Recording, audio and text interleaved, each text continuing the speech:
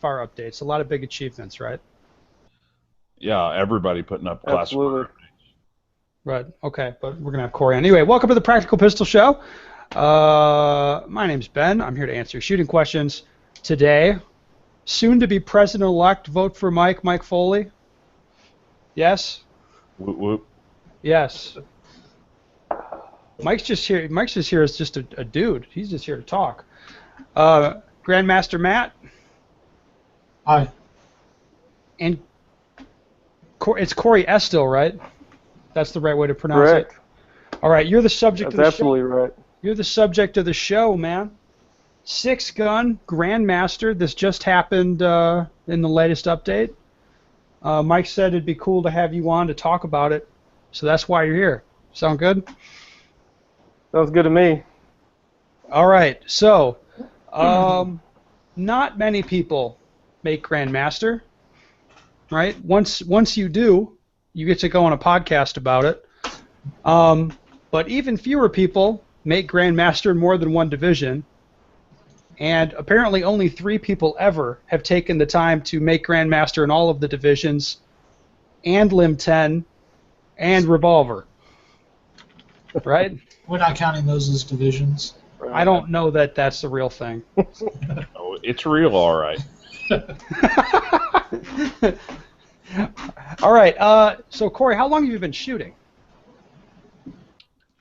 I got into shooting, I guess. Well, got into competitive shooting 2006, fall 2006. Been shooting, ever since I could walk. Grandfather had a gun in my hand, but competitively about 2006.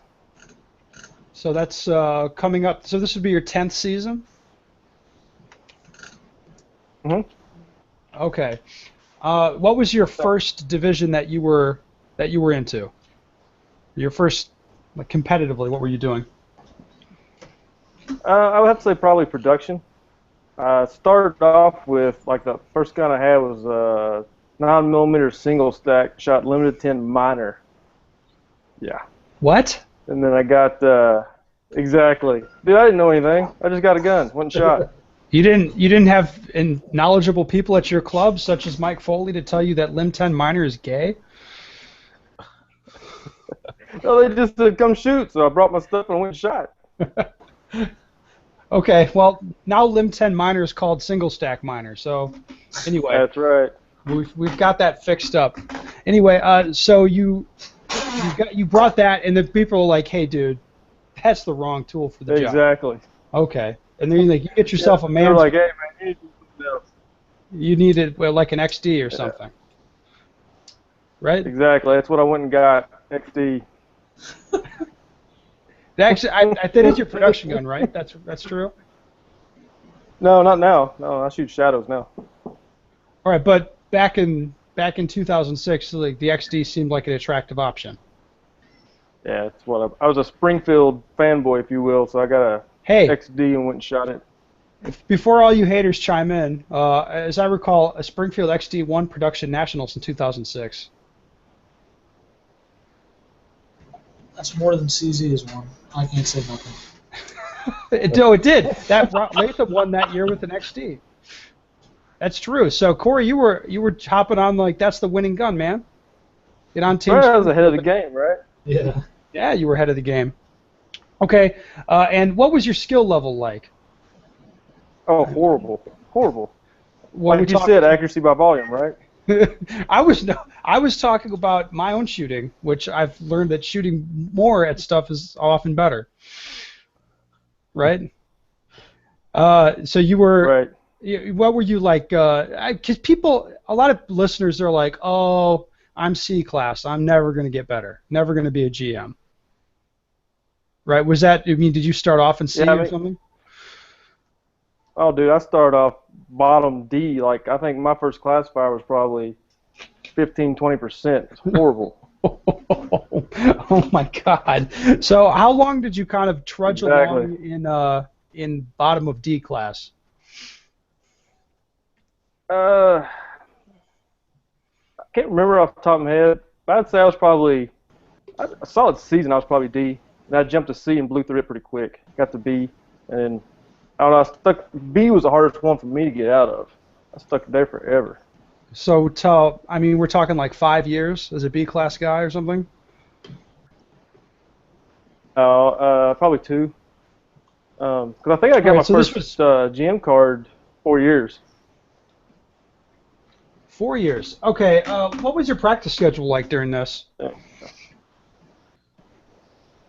At the beginning it was fairly non-existent. Just grab a gun, ammo, go shoot the matches. Matches with a practice. And Mm-hmm. then it's like, okay, if I want to get even better, we gotta get serious, right? So then you start doing the dry fire and going to the Saturday before the Sunday, go shoot some groups, practice draws, all the stuff you like to do. And that's what advanced me. I'd say I probably got out of B class by doing that mostly. All right, so it was like once a week live fire practice or something. I mean, or what? Yeah, once a week What at the was the? most live fire. Yeah, and I'm guessing. Volume probably a couple. I'm sorry, you broke up there. What was that? Volume probably a couple hundred rounds. A couple hundred rounds, not even once a week, and then how much dry fire? At that time, I was probably dry firing 2 or 3 times a week, about for an hour or so. I don't know, Mike. You were there for this whole process. You've known Corey. Absolutely. All right. What was your read on this guy? With this young dude showing up at your club or whatever? I don't remember him at first. He was like a blue shirt on Star Trek. Oh shit! But before too long, he was following us around, asking a lot of questions, squadding with us whenever he could. Who's trying us? Who's us in this? The cool kids? Yeah, the cool kids. Local, regional, cool kids. We were smoking in the boys' room, that kind of stuff.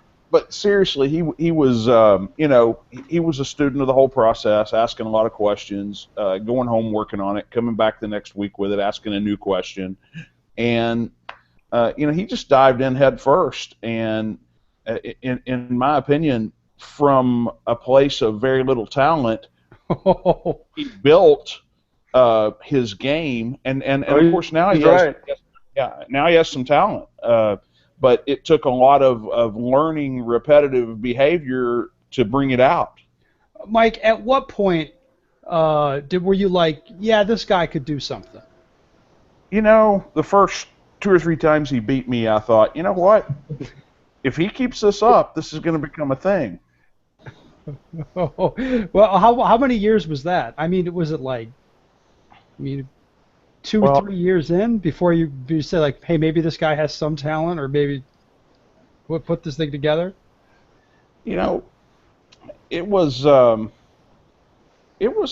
while, but then once he came on, and he kept coming. And when we were swapping wins, he was a formidable opponent, and then he kind of just ran off and left me in a division or two, and so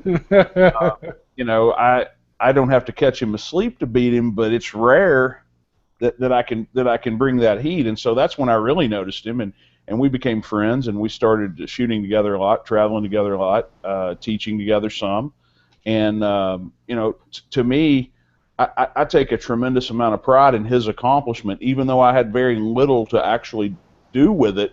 I'm really proud of this guy, and so this is a big deal to me to know that the 3rd, 6th Division GM is a guy who used to follow me around at the range a little bit. Is that condescending? I don't mean for it to be. It's not condescending. That's how it's Don't puppy let him say love, that. He man. had a whole lot to do with it. He had a lot to do with it. I mean, when I started shooting, the first squad I shot with had like 5 masters on it. So that's my goal. Put the bullseye on the masters and chase them all around all weekend, I think that's a good point. What I see a lot is there'll be some guy at a club, let's say the club just has C class and B class guys, and there's some guy that's A class as the top dog. Newer guys coming in tend to rise up to the level of the talent around them, right? So if you get into a club where there's a lot of master class guys there, if that's just normal on your squad, when all these guys can just lay it down, then you're gonna be like, well, that's what it's supposed to look like, so I'm gonna just do that. Am I Exactly talking right. sense And here, that's Corey? like absolutely. I mean, like I just said, when I first got in, the bar was high. So if you're going to compete at the local level and you actually want to win, you're going to have to raise up to that bar. You're not just going to coast in at the middle level and say, that's good enough. You want to win, you're going to have to go all the way up. All right. So, what was the first division you made GM in? Limited 10. Is it Lipton? Oh my God. Wow, you love Limited 10. Are you Canadian, bro? Have I missed something here? Oh Oh shit. man, I did it with my single stack just for shits and giggles. Okay, so you're a single stack and or production guy. Like mostly you like single stack, right? Yeah, that's probably my favorite. Okay, so I mean, I can see. I mean, that's more or less the same thing as Lim 10. You had a production gun that you'd shot for a while. I imagine you got a limited gun at some point. I think the interesting thing is Right. open and revolver because that's so much different. So, talk me through this. Did you get an open gun just for you're like, I want to make GM and open. Like, that's what I'm trying to do here. Yeah, I mean, honestly, when I set out this goal, I thought revolver was going to be the hardest. Then they changed it to 8-round miner, and that made it cake. And then I set out, had an open gun built because, I'm not going to breeze through open GM. Well, at least I wasn't with a limited gun. Could I do it? Probably, but man, I mean, those high hit factors, they're up there. So I had an open gun specifically built and went out and did it. So you would say for you, the toughest one was open, Yes. and was that the last one? Yep. That's the one I that just just got. happened. How long were you working on that? Pretty much all season. I got revolver gym at the very beginning of the year to classifier match, and I think March. So after that, I kind of shot revolver to revolver nationals, put that away, and went straight to open. Wow. Okay. So I mean, that's not really that. I mean, a lot of people are like, hey, 6 months or whatever, 5 months to be a GM, that's not so bad anymore. You're getting better at it. Yeah. Well, it's just a different platform. It's the same practice. I mean, it's the same time to put in. You trigger press, side alignment, go. I mean, it's Yeah. just a different platform. So Corey, let me ask you this. It's a question I'm sure is on everybody's mind. Are you planning on being the first GM in carry optics?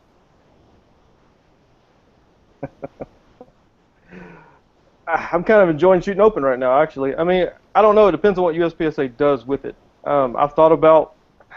I'd like to be the first 7-division GM, but the way they handled it when they did single stack, you'd shoot a classifier, or when single stack was provisional, you'd shoot a classifier, and then when they made it a division, it didn't even show up. So I don't know if they're going to keep all the classifiers, and then come the first of the year, if it does become a division, now all your classifiers count.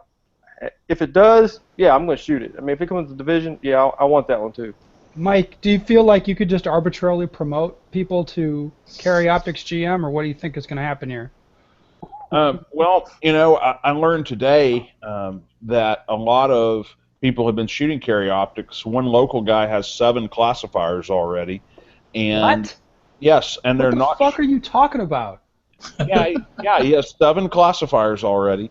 Yet they're not on the USPSA website as of the update today. So as usual, USPSA technology is light years behind the ideas that we were working on just months ago, and so it'll be interesting to see how that develops. But the idea for carry optics classifiers is supposed to be production high hit factors plus 5%.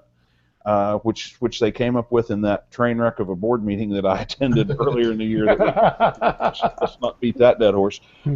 But whether Corey will be the first 7-division GM or not is yet to be seen. And Rob Latham has been posting pictures of his carry optics XDM, and he's already working on it himself. So I don't know how many carry optics classifiers Corey's shot. Or how many Rob has shot, but Rob looks like he's going to go for this. Oh, this should be a good battle, Latham Yeah, but versus Rob Corey. don't shoot locals. Right. Yeah, Rob doesn't shoot locals. He just shoots majors. He'll want his at the national match. That's true. You're Next gonna have year to. passer, right? Yeah, there could be. I don't know how this is gonna play out. Hopkins, you've been sitting pretty silent during this thing. Do you know? You got any comments on this? The I just six. want to know, like, do you have any like athletic sports background or anything like that that led you to be competitive at a younger? Basketball, Okay, well, basketball and football in high school.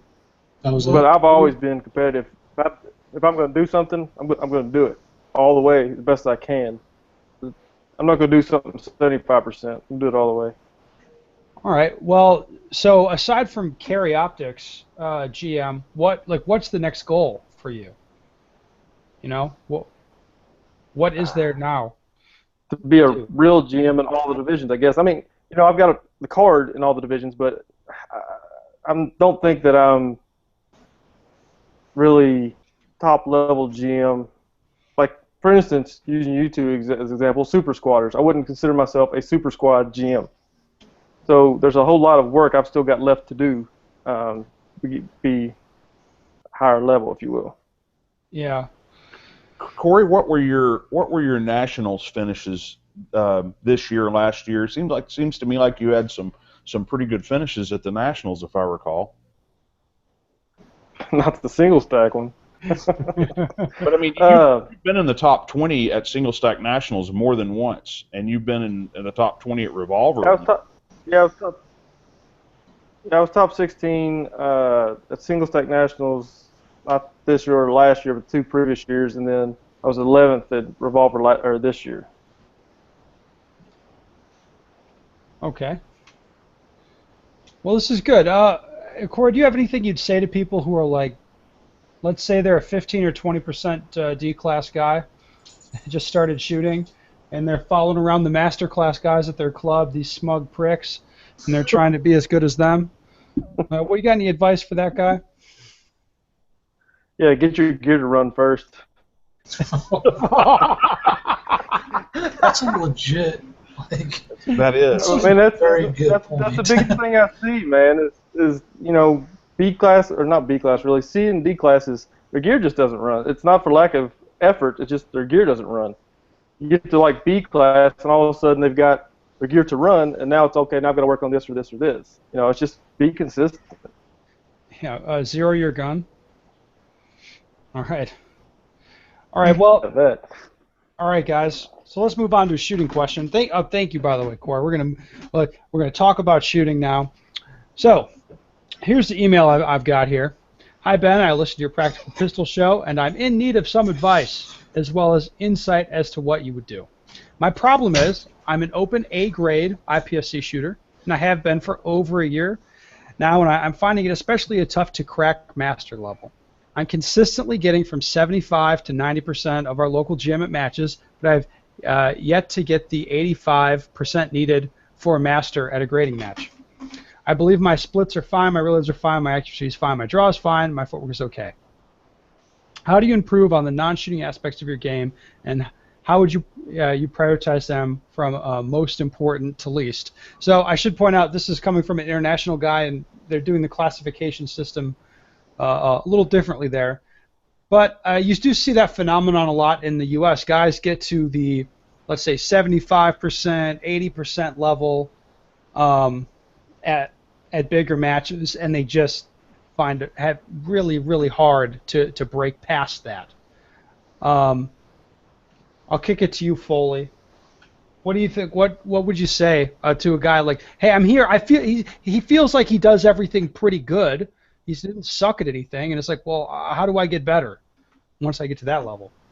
I've got 2 things to say about that. The first one is when he talks about how he finishes to the other guys in the group. My question is he comparing his times and his points? Is he really analyzing how he's actually finishing next to them, or is he just looking at his match percentage? Because there's way more information in the numbers than just what you finished to the guy who won. You got to see where that guy's beating you.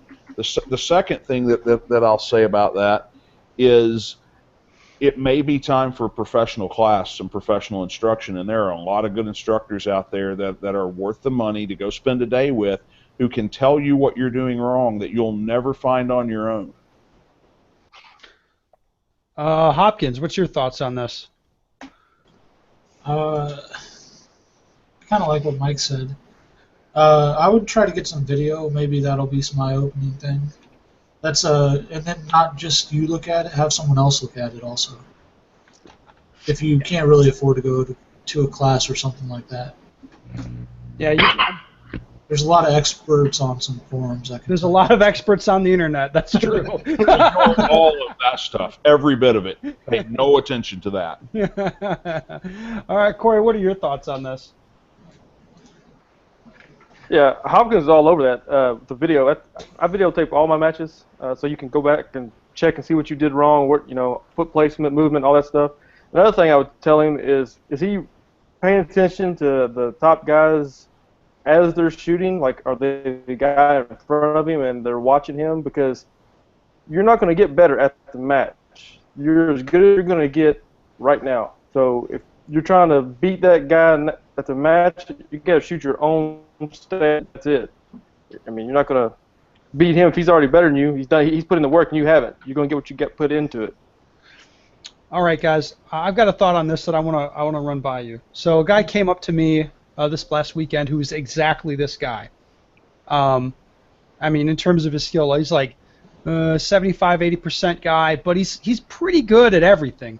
You wouldn't look at him and be like, oh, you're terrible at this, or you need to work on this, like, oh, you're not hitting anything, or oh, you're too slow. He's pretty good at everything. What I told him is, now's when you got to get lots of data, right? Look at every little thing you're doing, draws, reloads, target transitions, shooting on the move, whatever, because what I see is people get beat a little bit on everything. And you got to start systematically working through your game, little by little.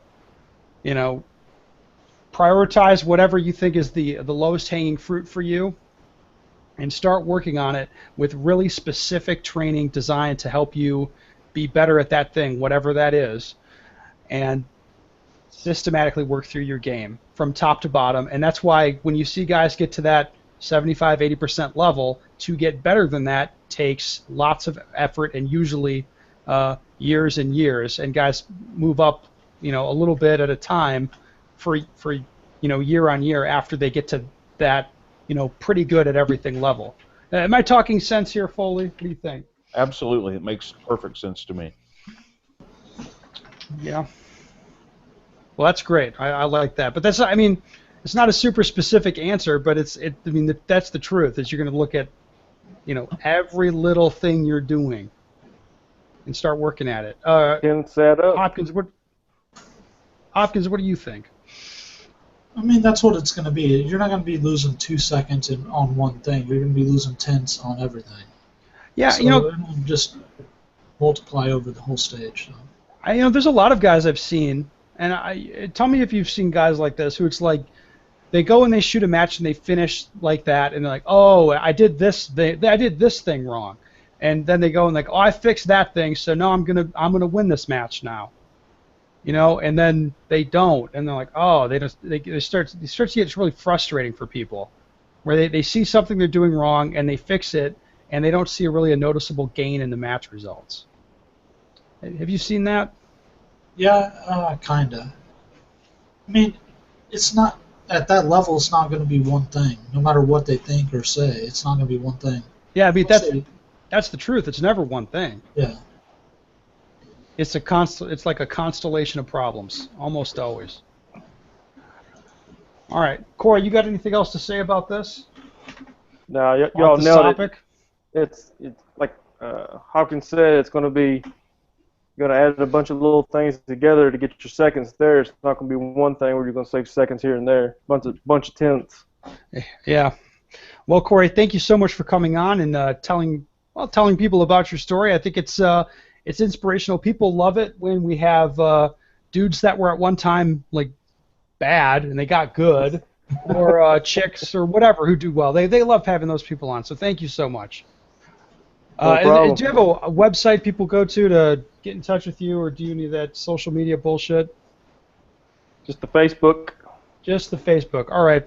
You guys got to find Corey on Facebook if you want to harass him. Hopkins is at hopkinsshooting.com. Foley, you're at Shooters Connection for the time being. I am. Probably not for long. At USPSA.org. President at USPSA.org pretty soon, baby. Right? Let's hope so. Yeah, we should. Cause... Let's have Phil forward you all his emails.